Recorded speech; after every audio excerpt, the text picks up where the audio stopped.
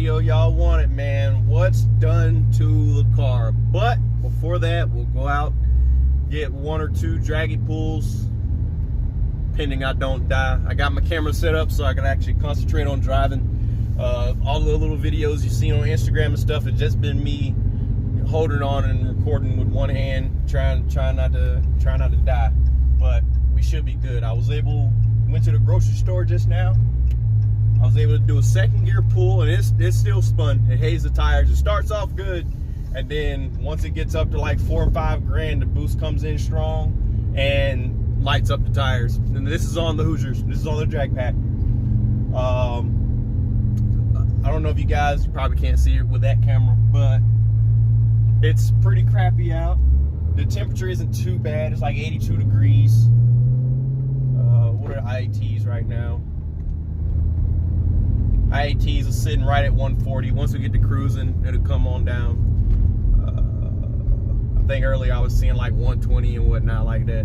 But, so we'll just cruise up here, bring the IATs down a little bit, and then we'll go for 6130 on the Draggy. Already got it set up. It's already connected. Just need to hit go whenever I get ready to go. Let's go ahead and put the car in the correct mode. And also, this isn't the kill tune or whatever. The tune that you guys saw me driving around with the first day I got it. This isn't that tune. This is the tune below that. It's just simply because I don't have the good stuff in there. So we're running on the pump stuff right now, and the top tune isn't as forgiving. So we're gonna run around the street tune, which is a little more forgiving for our ethanol content and all that stuff. So, and we should be good. The pumps, I measured it all. I got my little beaker at home, and it's running right at E80. I measured the 2 stations that are close to me, and they both came out at E80. So it's pretty good. And the E80 tune that we're on right now is pretty forgiving. I don't know what power level that is. I would assume maybe 50 less than what the top of the line tune, the tune that everyone is guessing on right now, the tune that you guys saw those pulls of. I would assume we're about 50 less than that. That's just my guesstimate. I don't know crap about E. I don't know how it works, but I assume E85 and E80, there's not much of a difference if you ask me. It still runs and drives great on this tune, no issues, and it still lights them up, no hesitation. So temps are coming on down. We're sitting at 130 right now. That's probably as low as we're gonna get. Once we start doing the pull, it actually drops more because of the crazy amount of air that's rushing into the intake. Yeah, we're at 131, but so we'll get up here as soon as this car passes, swap over to the Draggy, and try to get us a 60 to 130. And try not to die in the process. This isn't the best road, but it's the safest road for me, so that's why we're out here. So I'll swap over to the Drag and we'll get ready to do a pull.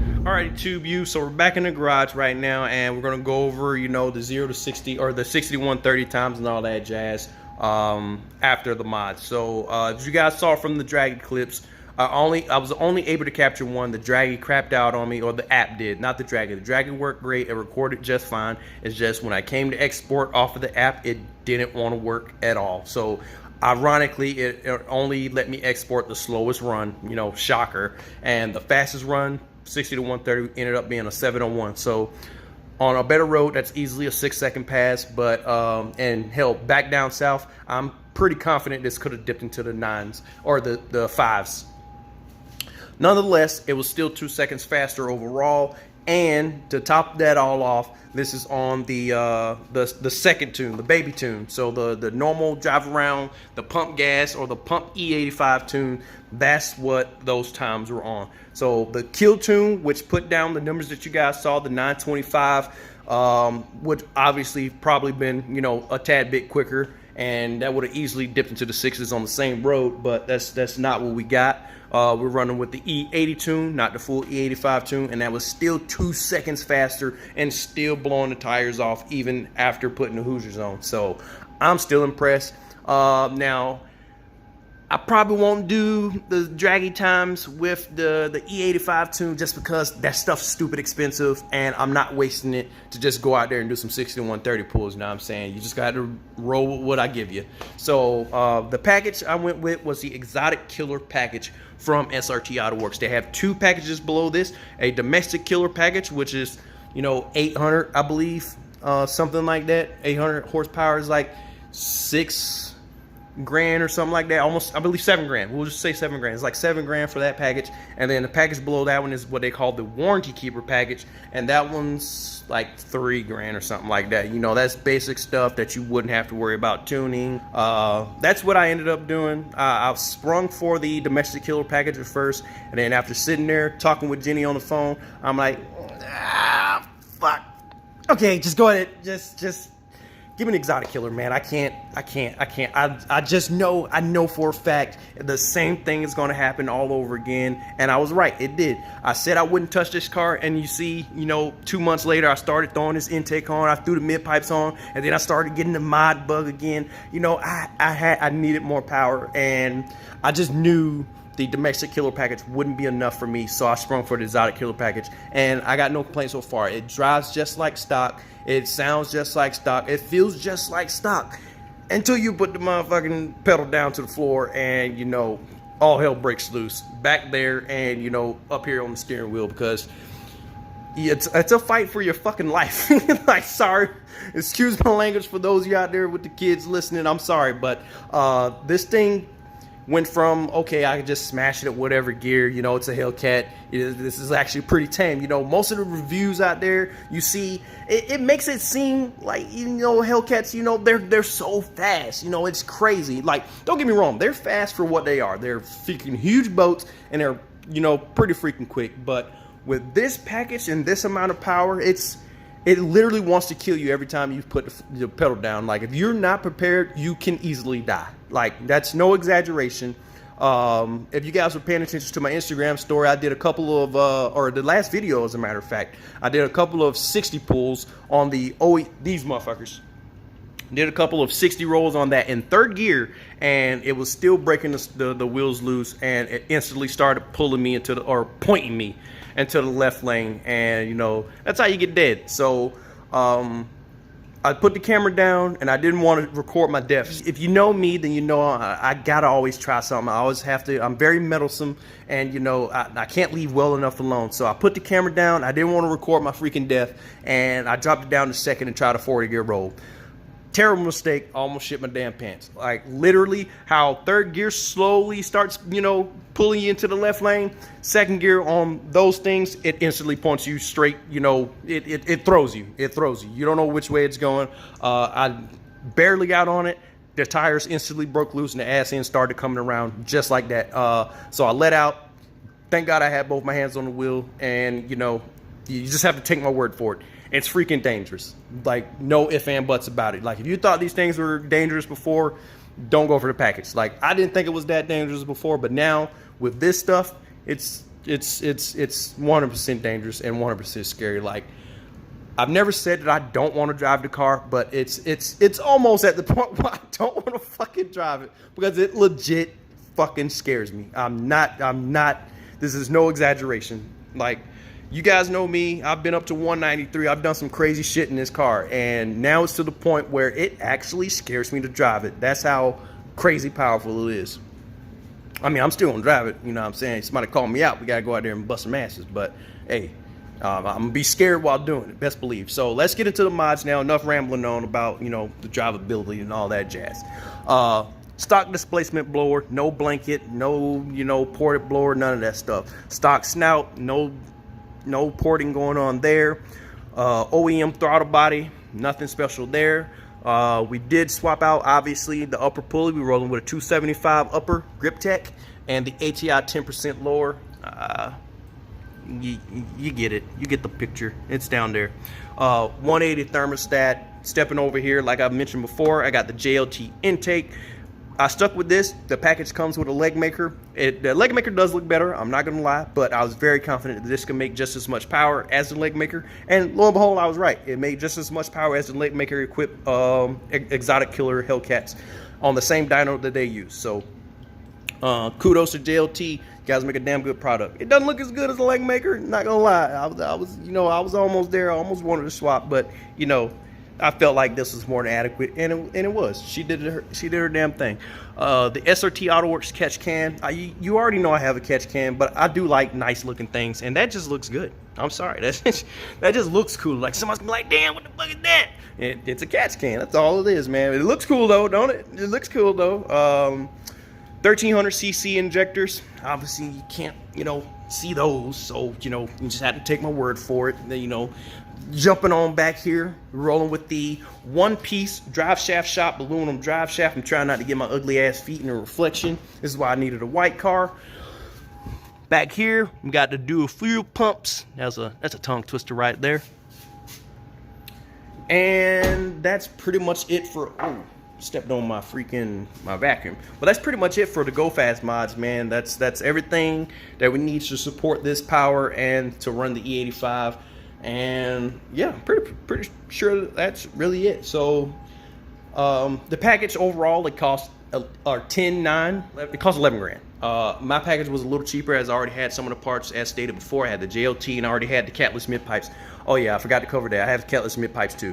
So the catless mid pipes and the JLT were already on the car, so my package was a little cheaper. I ended up paying $10,400. Now don't come at me what you could have paid less here, you could have done it yourself, or why would you pay that much? The same package elsewhere would have cost 20 to 30 grand. As a matter of fact, go look on Hennessy website right now, see how much a freaking 1,000 horsepower Hellcat costs you. I guarantee it's close to 30 grand. As a matter of fact, I just talked to someone who just talked to Hennessy and they told him 28 grand for his Trackhawk. So you can spend 28 grand or you can spend 10 grand. It's up to you, man. Like, I don't care where you spend your coin. I spent mine where I wanted to spend it. They were the ones who answered the phone. They were the ones who replied to emails, and I went to them. I didn't feel like I made a bad choice.